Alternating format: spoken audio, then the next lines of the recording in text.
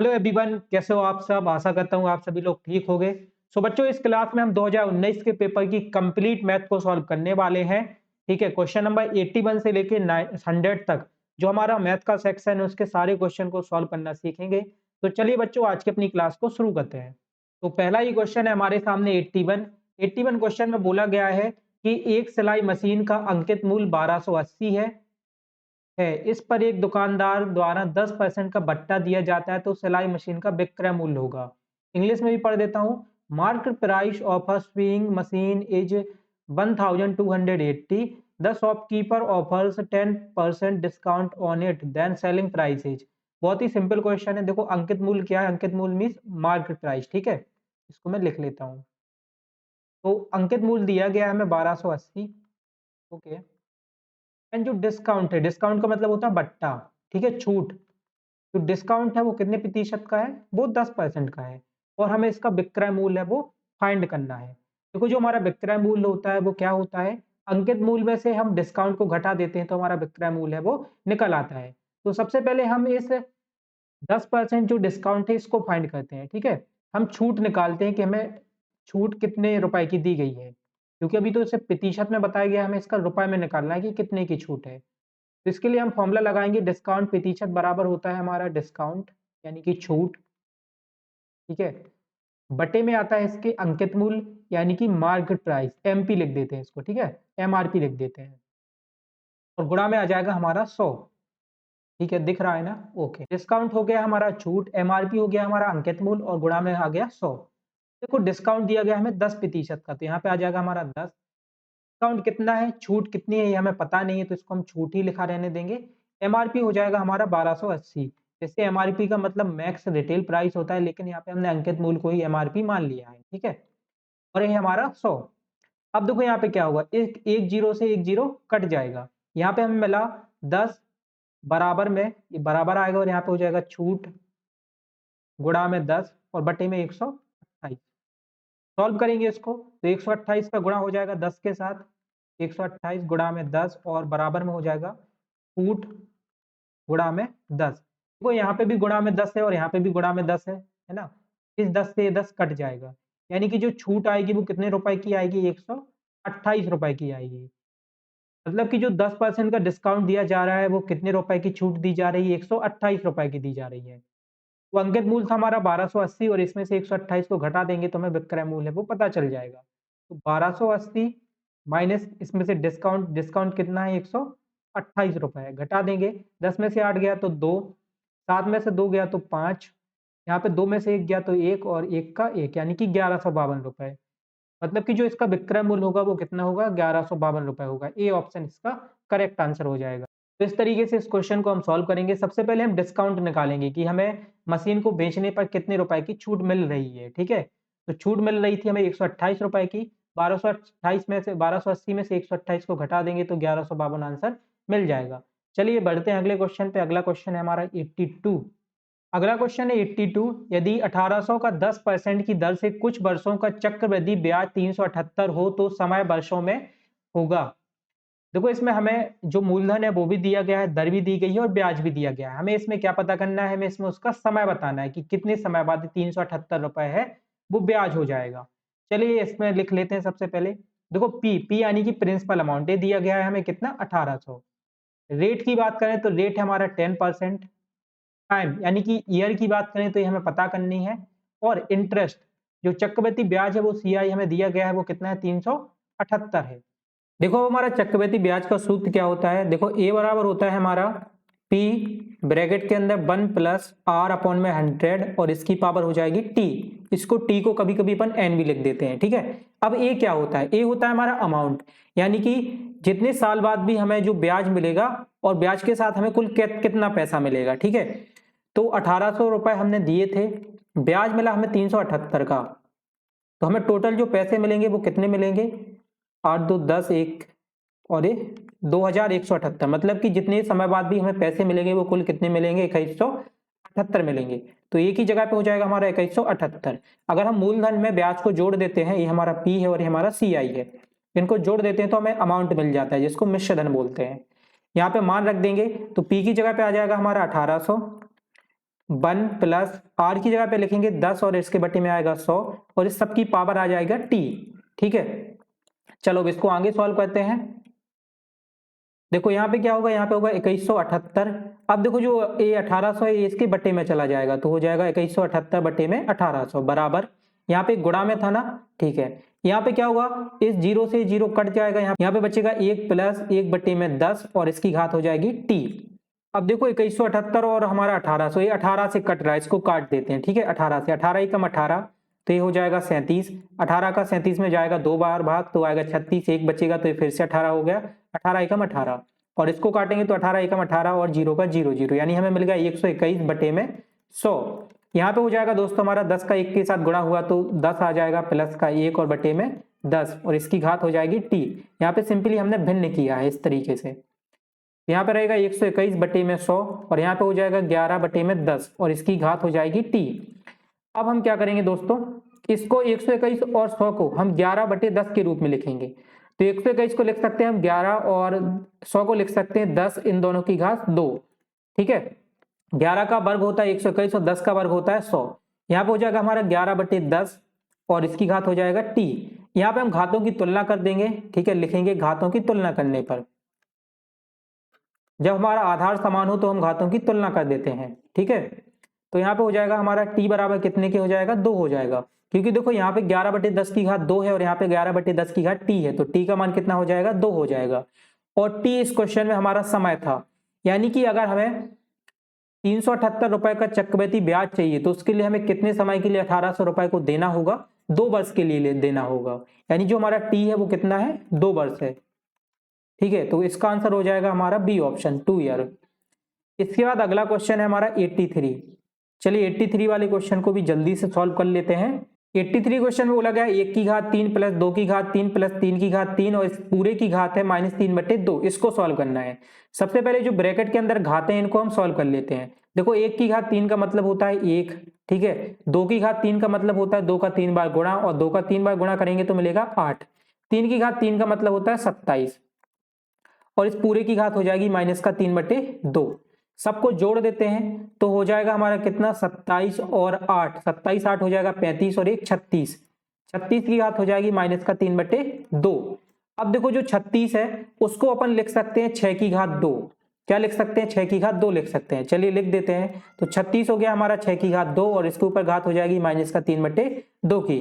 अब इस तरीके से जो घातें रहती हैं उनका गुणा हो जाता है। मान लीजिए a की पावर है m और इस पूरे की पावर है n, तो इनका गुणा हो जाता है, आंसर आता है a की पावर m गुणा में n। ठीक है, तो यहाँ पे भी गुणा हो जाएगा तो आ जाएगा 6 गुणा में 6 और इसकी घात आ जाएगी 2 गुणा में -3 बटे 2। अब इस 2 से 2 कट जाएगा, बचेगा 6 की पावर -3। ठीक है, 6 की घात कितनी बची, -3 बची। तो इसको अपन कुछ इस तरीके से लिख सकते हैं। अब ये घात है वो माइनस की है, तो अगर अपन को इस घात को प्लस का बनाना है तो इस पूरी संख्या को 1 के बटे में लिख देंगे तो हो जाएगा 1 बटे में 6 की घात 3। ठीक है, इस तरीके से लिख सकते हैं। और इसको एक तरीके से और भी लिख सकते हैं, 1 बटे में 6, इस पूरे की घात भी 3 लिख सकते हैं, क्योंकि 1 की घात 3 का मतलब तो 1 ही रहेगा और 6 की घात 3 यहाँ पे था तो 6 की घात 3 यहाँ पे भी हो जाएगा। तो इस तरीके से इस क्वेश्चन का आंसर आएगा वो ए वाला ऑप्शन आ जाएगा, डी ऑप्शन। ठीक है, डी ऑप्शन में सेम आपको यही आंसर दिया गया है, तो 83 का आंसर हो जाएगा डी ऑप्शन। इसके बाद अगला क्वेश्चन है 84। HCF of x square by and x by square is, यानी कि एक्स स्क्वायर बाई और एक्स बाई स्क्वायर का महत्तम समावर्तक बताना है। देखो जो एक्स स्क्वायर बाई है और एक्स बाई स्क्वायर है, इनमें से आप कॉमन लो दोनों में से, तो इनमें से अपन को एक्स और बाई कॉमन मिल रहा है। ठीक है, जैसे मान लो इसमें से एक्स वाई कॉमन ले लिया तो अंदर क्या बचा, एक्स बचा, और इसमें से एक्स वाई कॉमन ले लिया तो अंदर क्या बचा, अंदर बाई बचा। देखो इन दोनों में जो एक्स वाई है ना वो कैसा है, कॉमन है। तो महत्तम समावर्तक एचसीएफ निकालने के लिए अपन क्या करते हैं, दोनों संख्याओं में कॉमन देखते हैं। तो इन दोनों में जो कॉमन है वो क्या है, एक्स बाई है, तो इसका जो एचसीएफ होगा वो क्या हो जाएगा, एक्स और बाई हो जाएगा। ठीक है, ये इसमें कॉमन है तो इसका डी ऑप्शन है वो सही आंसर हो जाएगा। 84 का डी ऑप्शन, एक्स और बाई क्या हो जाएगा, इसका एचसीएफ हो जाएगा। चलिए बढ़ते हैं अपने अगले क्वेश्चन पे। अगला क्वेश्चन है 85। मोहन की वर्तमान आयु x + 3 वर्ष है, तो 8 वर्ष पूर्व उसकी आयु थी। इंग्लिश में भी बता देता हूं, present age of Mohan is x + 3 year, 8 years ago his age was. देखो मान लो आज आप 12 साल के हो तो 8 साल पहले आप कितने साल के थे, 12 में से 8 घटा दोगे तो हो जाएगा 4। ठीक है, उसी तरीके से मोहन की जो आज एज है वो x + 3 है, 8 साल पहले उसकी एज क्या होगी, तो इसमें से 8 को घटा देंगे, ठीक है, तो ये हमें मिल जाएगा। अब देखो 3 में से माइनस का 8 जाएगा तो क्या बचेगा, माइनस का 5 मिलेगा, है ना, यानी कि 8 साल पहले जो मोहन की आयु होगी वो क्या होगी, x माइनस 5 होगी। तो इस क्वेश्चन का जो आंसर होगा वो सी ऑप्शन x माइनस 5 इसका करेक्ट आंसर हो जाएगा, ठीक है। 8 वर्ष पहले मोहन की जो आयु होगी वो कितनी होगी, x माइनस 5 होगी। आगे बढ़ते हैं दोस्तों, अगला क्वेश्चन है 86। चित्र को वृत्त जिसका केंद्र O है में AOC बराबर 160 डिग्री दिया गया है, तो ABC का मान होगा। इंग्लिश में भी पढ़ देता हूं, एंगल AOC बराबर 160 where O is the centre of the circle then value of angle ABC। इस जो ABC ये वाला जो कोण बन रहा है ना, इसका हमें मान बताना है। देखो एक सिंपल सा प्रमेय होती है, एक सिंपल सा रूल होता है, जो इस एंगल ABC का मान है, ठीक है, ये दुगना होता है किसके, एंगल AOC के। मतलब जो यहाँ पे 160 डिग्री का कोण बन रहा है इसका ये आधा होता है, ठीक है, 160 डिग्री का जो कोण है उसका ये आधा होता है, कौन सा एंगल, एंगल ABC। तो ये 160 का इसका आधा कितना हो जाएगा, 160 भागे 2 यानी कि 80 डिग्री।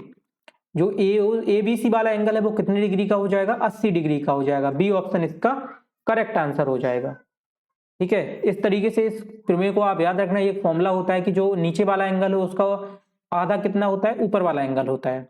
चलिए आगे बढ़ते हैं, अगला क्वेश्चन देखते हैं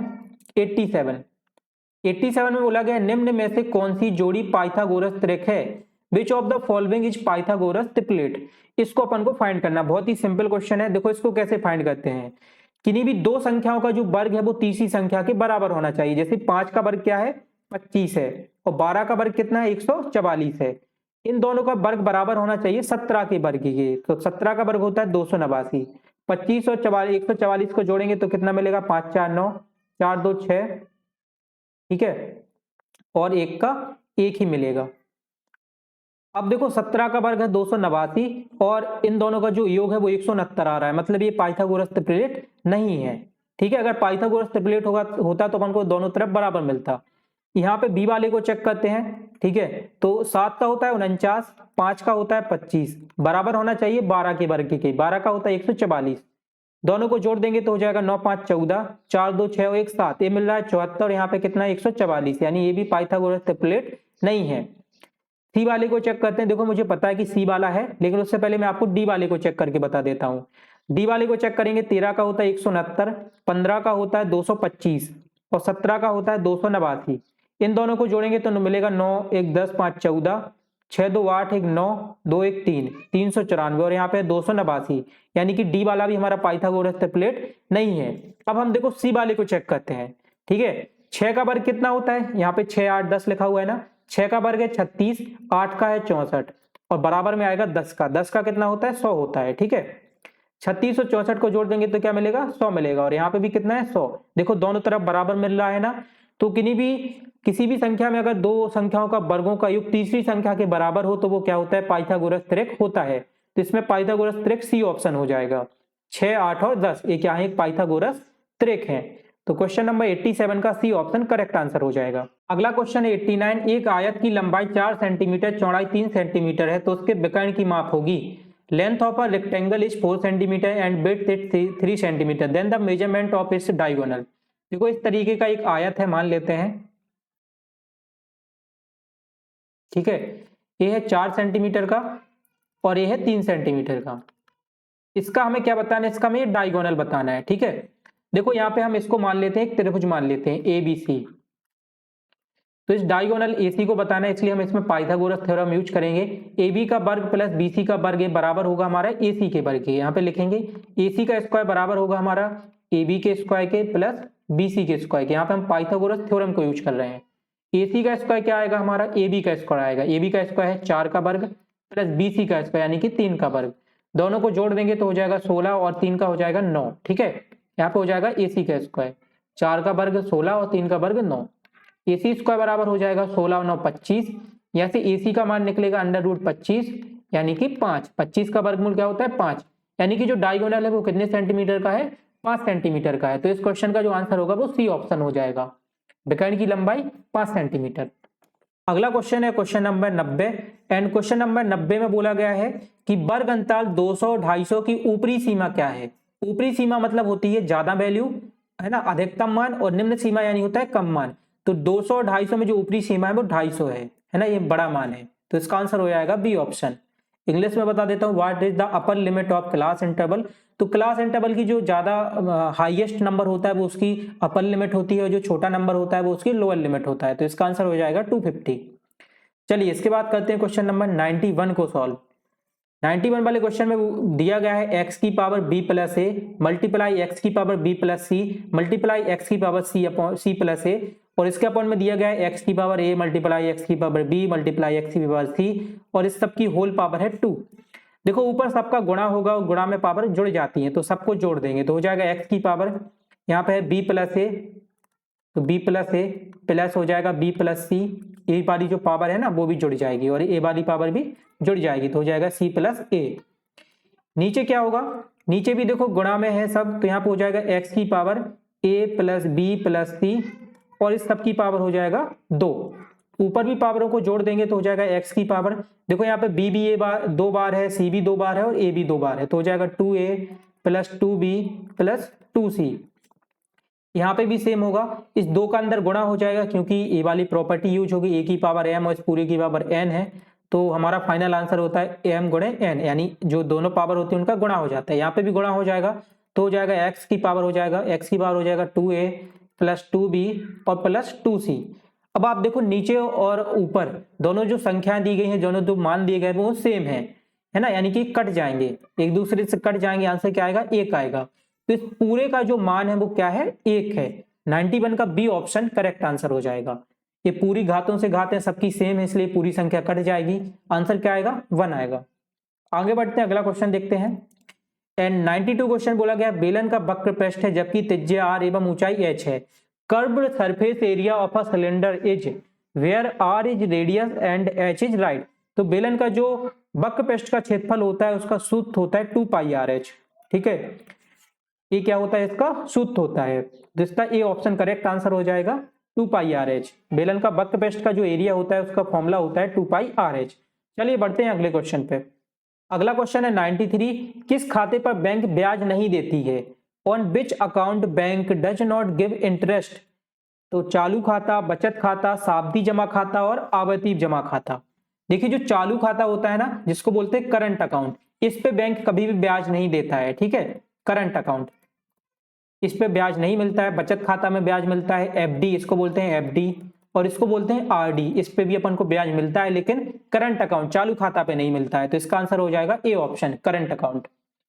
इसके बाद है अगला क्वेश्चन 94, एंड 94 क्वेश्चन में बोला गया है एक सिक्का जिसका ब्याज 2 सेंटीमीटर है उसकी परिधि की माप होगी। ये क्वेश्चन 2020 में भी आ चुका है, बहुत ही इंपॉर्टेंट क्वेश्चन है, 2020 में भी सेम यही क्वेश्चन आया था। तो एक सिक्का जिसका ब्याज 2 सेंटीमीटर है उसकी परिधि की माप क्या होगी। देखो ब्याज दिया गया है डायमीटर 2 सेंटीमीटर, तो रेडियस क्या होगा, रेडियस यानी त्रिज्या, त्रिज्या हो जाएगी इसकी 1 सेंटीमीटर। ब्याज का आधा क्या होता है, त्रिज्या होती है, ठीक है, 2 से भाग कर देंगे तो त्रिज्या मिल जाएगी।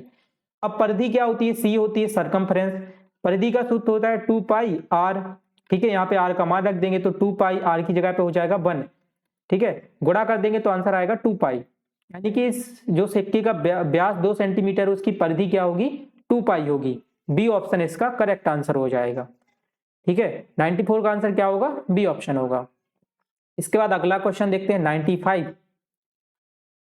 एंड 95 वाले क्वेश्चन में बोला गया है एक त्रिभुज के 3 कोण क्रमशः 100, 110 तथा 85 के हैं, तो चौथे कोण का मान क्या होगा। देखो एक चतुर्भुज बोला गया है, ठीक है, मान लो ये वाला जो कोण है वो 100 का है, ये 110 का है, ये वाला 85 का है, तो हमें इस वाले कोण की मान बतानी है कितने का होगा, इसको x मान लेते हैं, ठीक है।